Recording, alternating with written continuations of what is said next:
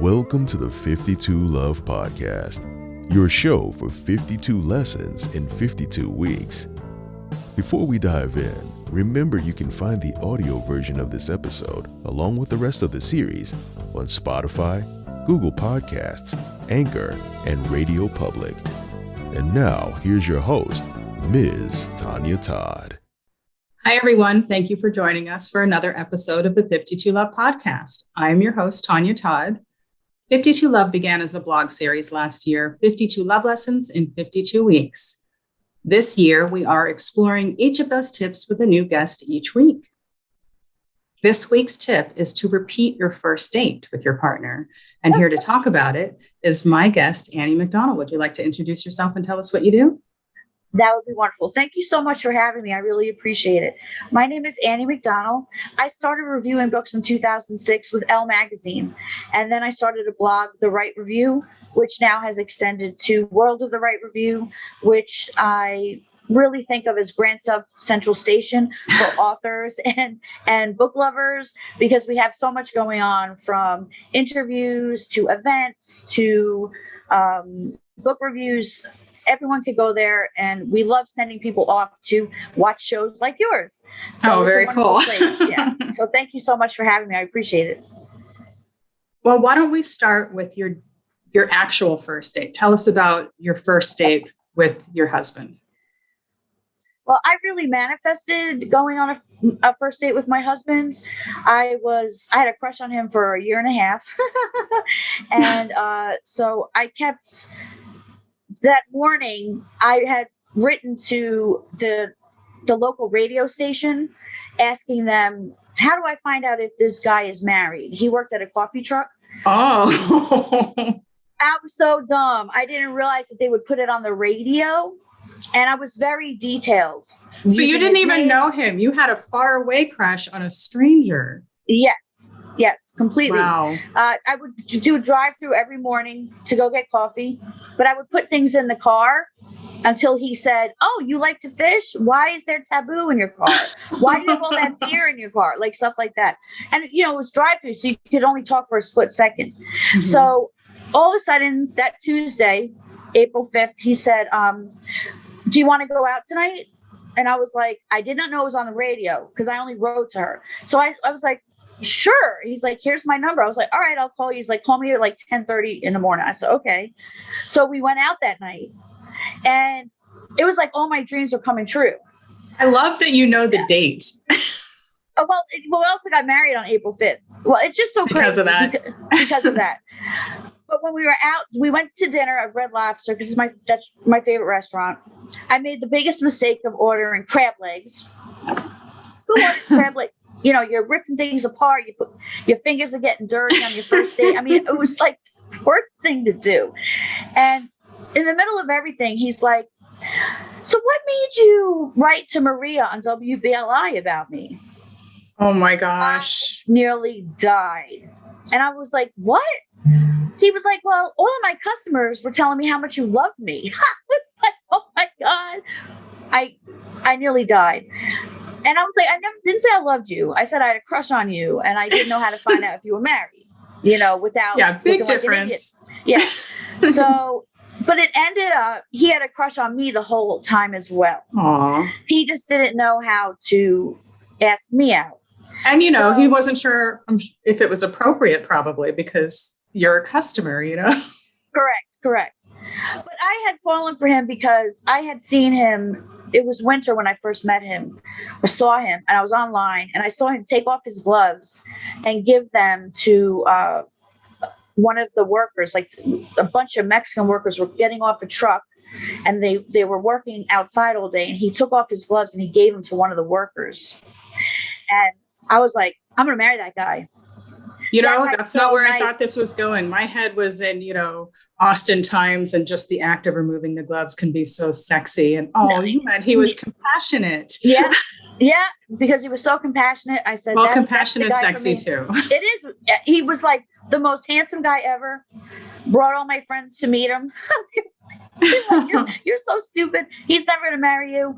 And we've been together ever since. But we also went and saw the movie, How to Lose a Guy in 10 Days. Did you really? Yeah. now that's also stupid. All of my friends were like, you don't go see that movie on a first date. What is wrong with you? It's a romantic comedy. And that's what I said. It's a romantic comedy, but anyway, I don't know, but everyone said it was. So I felt like after the day, I was like, I ate the wrong food.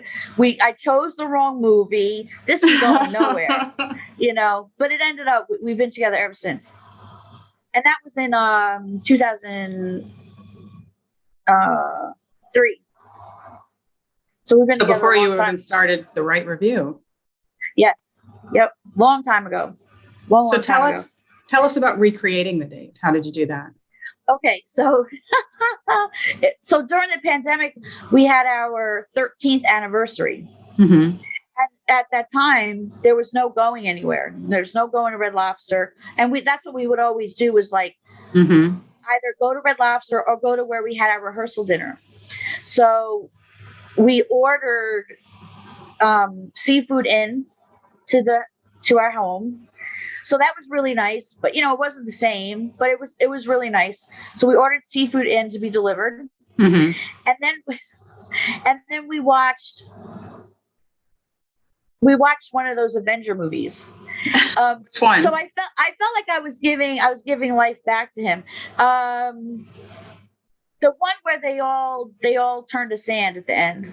They turned to dust. Infinity War.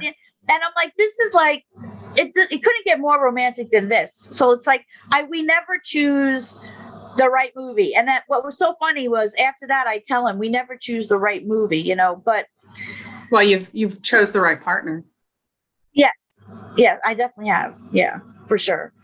So it's always dinner and a movie, and it might be boring to some people or not enough. That sounds like an amazing night. I don't think it's boring. It's only boring if you make it boring, Yeah, it's really nice because we always we skip, like I choose one year, he chooses the next year, but he's also the guy that will, if it's snowing outside, he'll pull me around on the sled. Oh, and that's not because it's our anniversary. It's just because it's snowing, so I don't know. He's very, very, very, very nice guy. It sounds like you two have fun together. We do. I'm very lucky. And during the pandemic, it's difficult, so we were lucky though that we had something that we could recreate. Right. Because there's a lot of things that people can't recreate right now. So, but and you can recreate the spirit of it, the spirit of it. Yes. Yeah, exactly. It was funny with the red, like pretending that the food being delivered to us was from Red Lobster, because I have this thing. People laugh because Red Lobster is so commercial, but I still think they have the best seafood, and like we got the seafood from Atlantic Seafood. It was like so expensive. And I was like, man, I wish this was Red Lobster. And it was just, but meanwhile, you like what you like, right? Yeah, exactly. The reality is it was probably so much better, but to me, it wasn't. I don't know. It's like loving Olive Garden for Italian food. I have a friend who loves Olive Garden, and yes, we do tease him. Exactly. I get teased about loving Red Lobster all the time, but I get shrimp on everything. Like the salad, like shrimp goes everywhere. And oh my God, I'm in love with it. I can't wait to go back. So that's one of the joys that you are coveting upon the return to normal, right? Yes, it was actually when we heard that we were going to be going into lockdown, we did go to Red Lobster. So that was the last thing we did together. So we did go to Red Lobster when we heard, we're going into lockdown. Oh gosh, we better go to Red Lobster. All right, let's just get it in now, because who knows the next time we'll be able to do it. Yes, I think it's very important for couples to recreate moments, because you might remember something about each other that you had forgotten, or because when you're together for so long, things become so redundant, or so, he always says, love you, love you, love you. It's kind of like white noise. It's like, it makes you sit and look at each other and say, I love you, Right. And this Do you remember how it started? Like, I have the letter from Maria sitting on our refrigerator. That's so cool. Yeah, and they also gave us our honeymoon. Did they? Yeah, because I went to their, they have this huge wedding. I don't know what you call it, but a huge wedding thing where you go and they have samples of the cake people. This sounds like the basis for a meet cute. I know everybody says that. It really, I know you're right. That's what you write a book about. Yes. Yes, you're right. People can't believe it. My friends who never believed it were like then in the wedding. Mm-hmm. And it was so funny. Like, they were like, I can't believe like you're marrying Tom the day we were getting married, because they came from all over the country to go to we went to Times Square for New Year's. And I was like, we must go get coffee at the coffee truck. They're like, why? I said, because I want you to meet the man I'm going to marry. They're like, oh my God, Annie, you're always so ridiculous, so, and then they were in the wedding. And isn't he celebrating a birthday this weekend? Yes. It's his birthday yesterday. Happy birthday, Tom. Thank you. He's gonna love that. So, we haven't done anything special for his birthday because he's working. So, that's why we're so excited to be here. That is an amazing story, and I want to make it into a screenplay. Like, I'm seeing it. Like, I'm seeing it on screen. I love this story. You have to write it, and then I'll adapt it. Okay. Okay. You write the book. I'll adapt it. That's cute. That's true. I can totally see it. You're right. That's true. Well, yeah, you can see it. Really you lived it. But at the WBLI event, I went up to them and I said, "Oh, you'll never guess who I'm marrying," and they were like, "No way." So during the event, they announced that they were going to give us our wedding, our honeymoon. That is fantastic. They didn't pay for the airfare, but they paid for the place we went. So yeah, but that's still really Arizona. cool. Oh my God, it was the coolest thing. I loved coming home and saying, "Guess what? They're going to pay for our honeymoon." He was like, "Right." What? He was like, "Oh my God." I was like, "We have to stay in the United States." He's like, "That's great because I hate beaches." Because I kept saying I wanted to go to the Caribbean. No beaches in Arizona. So we went to Arizona and we loved Sedona. So it was awesome. It was great. Well, tell us more about your book reviewing and the Write Review. I want to know the types of stories that you like to review, what your process is, and then what services you offer at the Write Review, how people can get involved. Okay. Well, I love to read all kinds of books.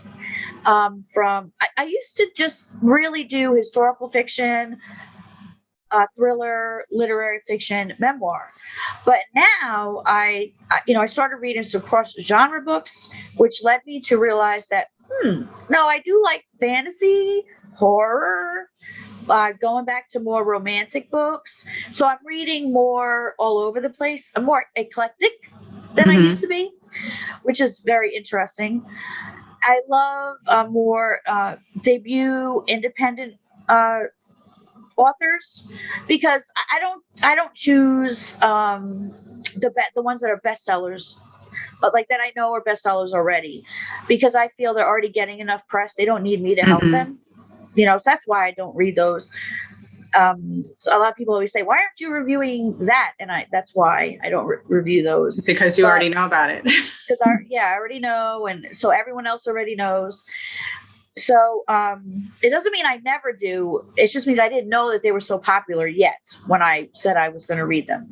So my process for reviewing books is, I know months and months ahead of time which books I'm going to review, because I look online and I study way ahead of time which books are coming, like 2 or 3 seasons, and I pick out which ones I want to review. I write to the publisher or the publicist to ask if I can review the book. Some of them I will ask if I can interview the author, and so then I do that, and it goes on the blog and all social media and all sales sites. And I'm very big on, not retelling the story in my review, just telling my feelings. Yeah, that's good. So you don't spoil anything. I don't spoil anything. And to be honest, I think everything in the book is very important. Even I spoke with one of my reviewers yesterday, because we have 8 reviewers at the, let me not say my, somebody belongs to me. I'm not saying that. I'm not saying that. One of the reviewers at World of the Right Review, we talked about in her review, we were talking about it, did she really have to tell people that somebody loved yoga and that they connected because of their love of books? Like, shouldn't the reader unfold that as they're learning it themselves? So even though it doesn't sound like a big spoiler, it is a spoiler. And she said, "Oh my gosh, you're right," because it was cool when I found that out. I realized she wasn't this frumpy woman who stayed at home and did nothing. So so it's very interesting. It could be a very simple thing. So I'm very big on only giving feelings in the reviews. I also, so we offer so many things at World of the Right Review. We have 8 different shows. We have 8 different global correspondents. It's so weird. Everything's by 8, which is strange. We have 8 different reviewers who, some have their own blogs. Some are just reviewers who, not just, I don't like that word, but they post on Amazon and everything like that, but they're just so fabulous that I said, can we add you as a global correspondent? Because your reviews are just so wonderful. They just choose to not have blogs. And, we do this really cool thing called, you get a passport. So you can, if you want, you get this passport, and you if you read a book and the book is from France, and you log a review on Amazon, you then go under your passport and you put the France flag and you say, "I just stamped my passport from France. Love in Provence by Patricia Sands." And you put the link to Amazon and the picture of the book. And every month, somebody that gets a prize out of, like, if you've read 8 books, if you've read 5, all of those go into a till, and a name gets pulled out, and somebody wins a ton of books. Because like 5 authors might send them a book. It's always different. That's really cool, because you're encouraging them to expand their horizons and read from all over the world. But then you're also encouraging them to keep reading because they get free books. Yes. Which I thought, how can I interest people in writing reviews in a positive way, instead of just writing a post that says, "Please write reviews and help authors," because I wanted to do something different, something more, something and encourage more their positive. love of reading, right? Yes. And we always feel like we're traveling when we're reading. So it's also cool if people go and they look at different passports. They can say, "Oh my gosh, this book is from Czechoslovakia. I've never read a book about Czechoslovakia. Oh, let me go check that book out." So it's bringing out a different part of the book, and you can go visit a place you haven't been yet. So there's that to it as well. And we're trying to make the group global. We just met with a group from Australia last night, or 2 nights ago, excuse me. So there was 4 authors from here, 3 authors from there, and their leader, and we were all meeting at 9:00 at night, so that it was a good time for them, so that our groups can, interact globally.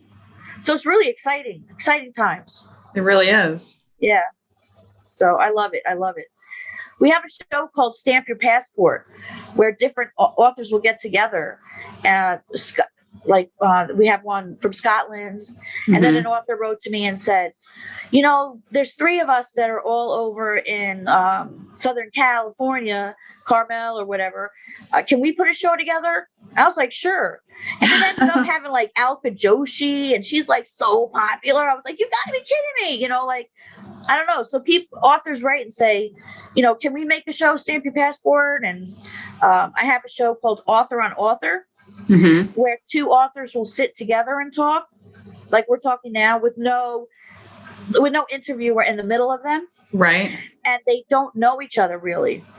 So an author will come to me and say, "Annie, can you pair me up with someone?" And I'll pair them with someone they don't know. But there's something that I know that will be perfect match for them. Like, there's an author who writes about princesses all the time. So I hooked her up with a woman that edited an actual Russian princess's diary and published it. So she's like, Annie, I nearly fainted. Like, I nearly fainted. I'm talking to this so woman. Cool. Yeah. So they're doing a show next week. So there's always, I love when an author says, matchmaker, make me a match. Yes, so I've made some nice connections doing shows like that. So I think it's a really good thing. It is. It's very fun. It's so much fun. And you get to meet people that you wouldn't be able to meet. Absolutely. And some of them end up taking it on the road. They end up staying together, because it was such a good match. So it's just fun. And then it's fun not having the interviewer in the way. Yeah. Because they're connecting. It's just a different feel. It's a different feel. They're connecting. They're getting to say what they want instead of answering questions. Mm-hmm. And I think it's very cool. It's very cool. It's lighter. It's just different. Well, I love all the things that you're doing. Thank you. And I don't always do this, but I know that you have a very special charity and it's special to me too. So will you mention it? The One Love Dog Rescue? Yes. Oh my gosh. I love just because I'm a cat doesn't mean I don't love dogs. We love cats too. Sometimes we rescue cats. Weirdly enough, we do. One Love Dog Rescue was established in 2017. We rescue dogs really from all over the world: Egypt, Korea, Puerto Rico, Alabama, mostly. Recently, there was a hurricane. All that water damage in Texas. Mm-hmm. We filled 2 vans with supplies. They drove them down, filled them with dogs, brought dogs back to make room in the shelters, and then we did it again, and then we came back again. So we go where the need is if we can fill it. And also, like, we haven't been able to go to Egypt because of laws. So we wait for the laws to open back up, so that we can go back again, and especially Korea. So it's just amazing. I used to go to the airport to pick up the dogs, and I have to tell you, that was my favorite thing I ever did in my life. I could start crying. They call them their freedom ride, and because you're taking them to their foster home. So they've been on a plane for at least 15 hours. Mm-hmm. So they've been in that crate for that long. Right, all cramped. So I'd pick them up, get them in my car, and I would take the tape off of the crate, and I'd clean them up. I'd do all this stuff, and I'd sing to them, and play with them as much as I can, get them comfortable before I now take them on an hour trek out to Eastern Long Island from the city. And I love doing that so much. I have like thousands of pictures. And so my One Love Dog Rescue ended up getting me a shirt that said Freedom Driver. Oh, that's a jacket. I mean, I like it because I so loved it. But now because I'm not well, so I haven't been able to do it. But we have people that do it. So it's just so much fun. It's a great thing to be part of, because we have so many fosters all over Long Island. We're foster based, and what else I love about One Love is we take the whole family. We take the mom, the dad, and the puppies. Not every rescue will go down and take the mom and the dad. They'll just take the puppies. This is why I chose to work with them. They also, even if the mom has a problem or the dad has a problem, they'll bring them up and we'll raise the money to help them. And if we bring puppies up and they have parvo, we'll raise the money to get them better. Not every rescue will do that. Some will have to put them down because it's thousands of dollars for each puppy. But we work very hard to raise the money. So I fell in love with what they were doing, so I joined them. It sounds like everything you're involved with has to do with putting love and support out in the world. Well, not for nothing, I'm all about love. I'm all about love.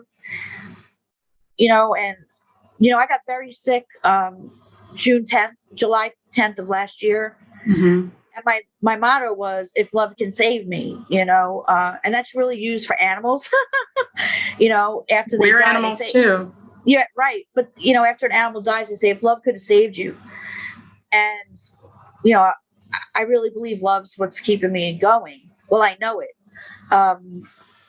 They actually did so much for me when I first got sick. They did the yard. They kept the yard going. They cleaned the house. Oh, they came and took care of you. They knitted. They crocheted a blanket that says "One Love Dog Rescue" on it. Oh. They took me to a pool because that's all I wanted to do is go to a pool. They took me to a pool. They had to help me get in and out of it. They were just amazed. The picture just went up today. It was 1 year ago, and I'm still here. And we didn't think I would be, but it's just they're amazing. Can I tell you one more story? Of course. Okay. So one of the kids that was mowing the lawn, I was giving them water and we were talking. I thought we were talking. I was telling them, thank you so much. You're so wonderful. You're going to grow up and be such a great man that you came here to do this and help me today. I'm so grateful. And he just kept saying, yes, yes, yes. So I thought, okay, cool kid. He's really cute. That night, the founder of One Love calls me and says, I don't know what you said to that kid, but his youth group wants to come and take care of your lawn every week. And I said, I don't know. And then she said, but can I tell you one other thing? He doesn't speak a lick of English. I said, what? Well, she said, he speaks love, right? Yes. Well, that's what it was. So he told his youth group leader, we have to heal her. We have to heal her. So they came to my house, the whole church, and they made me sit out on my front lawn. One Love Dog Rescue people came. They sang in Spanish. They danced a little bit. They brought me flowers, big fruit basket. They prayed over me, and it was all because of Jose. That, my friends, is how you treat love as a verb. Yes. And yes. And I told him, he lit a fire in me to get better. And he still to this day writes to me. He's in Florida and he writes to tell me he's in Florida. That's so sweet. Yeah, he's on vacation with his godparents. And, when we write to one another, we do that translator. Mm-hmm. Online, we translate. So sometimes I don't understand what he's trying to tell me. And, but I tell him I don't understand and he'll tell me, well, let me get some help. So, but he's such a good kid, but and the fact that you're both better. Making the effort says something, But we don't speak the same language and it's just amazing to me, but I don't know. His youth leader said he just fell in love with you. He said he loved my smile. I feel like everyone's falling in love with him right now. Yeah, he's amazing. He's just so amazing. I feel like he's going to go far in life. Do you ever feel like someone's touched? I mean, I don't mean to get all religious, but do you ever feel like someone's touched by God? Mm-hmm. I feel like Definitely. He is. I feel like he is. And that's what I feel like. I feel like he's touched by God. I told his youth leader that. And he said, we all feel the same about Jose. There's something special. So, and I really feel like he's a huge part of why I'm still here today. And we're so glad to see. I mean, you look like you're thriving. You seem like you're doing very well. You said that they had to help you get to the pool. Yeah, I need a lot of help with things. I don't walk very well. I have a lot of health problems. I have stiff man syndrome and demyelinating polyneuropathy and a bunch of other things. So it makes it very hard to walk and move around. Even brushing my teeth, I have to lean on the sink. Just holding my arm up for too long is very difficult. Right. So this is the perfect thing to do because I don't want to stop. If I stop, I will just go crazy. So I'm so glad that book reviewing came into my life. Yeah, because you're still making a difference in other people's lives. I hope so. Thank you. And it all started because I entered a contest with Elle magazine, as I told you, and I totally forgot to send you. I wrote a review about Pride and Prejudice. Yes, I did get it out, so I'll send it to you. I couldn't believe it that I was they chose 15 winners. And, you enter things and you say, I'm going to enter it for fun. Nothing's ever going to come of it. And it changed my life. Mm-hmm. Elle magazine changed my life. And there's a Truly. ripple effect because now you are giving back to others. It's like that changed your life and now you're changing other people's lives. And I think Jose is a part of that too. If you hadn't given him all of that appreciation, he may not have been inspired to keep giving and inspiring other people to give to you too. That's true. That's true. I feel that I wrote a story about us because I feel that he could feel how much I appreciated him, mm-hmm. even though he couldn't understand me. And I wrote love language. I definitely think that's possible. I called it love language, that you don't have to. And then I listened to an Irish author. I can't remember his name. He just released a memoir. He was an actor, and he was talking about his memoir, and he said, you don't have to understand one another's language to understand one another. And I was like, oh my God, that's I have lived that. I know. And I couldn't believe it. I can't remember his name, but yeah, he got it. And he talked. Do you about find that with the amount of people whose books you review that you do lose track of some of the names and titles?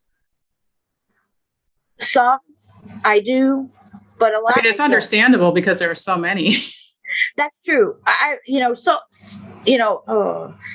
A lot I do, some I don't. It goes like this.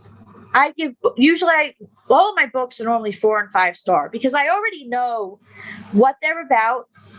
I already know I'm going to like the book because I've done so much research on it. Mm-hmm. You're selecting books that you're already predestined to. Correct. Yes, it's very hard for me that I'm not going to like it. So then, there's that 6 star book, the one I'm screaming about all the time, the one everyone knows Annie loves, and I just don't shut up about it. And What's the most recent 6-star book that you've reviewed? Okay, it would be the most recent would be I just read Paper Airplanes, by Tabitha Fournier. That book was so fabulous. It's about 9/11. And I thought, who wants to read a book about 9/11? That's going to be really tough to read. Mm-hmm. But it was written so beautifully. I think I said something about it like that. I think I have it. Hold on. It was written so beautifully that it was, maybe it's not here, that the pain and hurt or the worst things that we have felt in the past couple of years, like she touched on it so beautifully. It was just magnanimous. It was just amazing how she wrote it as her husband was a survivor of 9/11 in real life. And she wrote a story as if he had passed away at 9/11. But it was after she had been to see the 9/11 memorial. And it moved her so much because there was a piece from like his floor. And he was on like floor 89. Mm-hmm. He was right there at one of the last floors where people made it out. So she immediately went to the airport and sat and wrote the beginning. And the beginning's so hard to read, but it sounds really powerful. Like I'm already getting goosebumps. Yes, but I told her, I think it's so powerful. She was at the airport, and I always believe spirits are saying, write my story, tell my story. And I feel since she was at the airport and wrote it there, I feel the spirits were saying to her, good job, you're telling our story. Because people need to read the harshness of things, because people deserve somebody to bear witness to their tragedy. Mm-hmm. And help you appreciate the blessings. Correct. So it was hard to get through it, but I believe people need to bear witness to things like that. So she wrote a beautiful, beautiful story. Whole thing's not tragic like that, but then she wrote a wonderful story after that. Well, I will definitely add it to my list. Thank you for sharing it with us. You're welcome. Before we go, make sure everyone knows how to communicate with you, how to reach out to you, how to see what you're doing and what the Right Review is doing. What are your social media tags in your website? Well, the easiest way to do it is Linktree. It's just The Right Review, and it's WRITE for right. So it's The Right Review at Linktree. So you just go to linktree.com and put in The Right Review, and boom, all my tags come up. And even like you can press where to email me and everything. Very cool. Yeah. And I will also add it in the show notes for you. Thank you very much. Well, thank you for joining us, and thank you for, jumping in like this and doing the tip and sharing your experience. I loved hearing your story, and I can't wait to read the book version of it. Now you're having me thinking about this. Thank you so much. Thank you, everyone, for watching. If you enjoyed this episode, please like, share, and leave it in the comments. Make sure you send a shout out to Annie for being so open about all the things that she's doing in her relationship and inspiring us to treat love as a verb. Thank you.